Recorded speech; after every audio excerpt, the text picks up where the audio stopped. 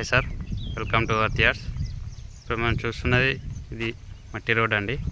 మట్టి రోడ్డుకి ఆనుకొని వెస్ట్ ఫేసింగ్లో మనకు ఒక 4 ఎకరాల 15 గుంటల సైట్ వచ్చిందండి. ఇదేనండి ఈ సైటు. ఇది వెస్ట్ ఫేసింగ్లో ఉంటుందండి. ప్రస్తుతం రైతు దగ్గర ఉంది. ఇది ప్లేన్ గుడ్డం అండి. ఇది చూడండి, 4 ఎకరాల 15 గుంటలండి. వెస్ట్ ఫేసింగ్లో ఉంటుంది సైటు.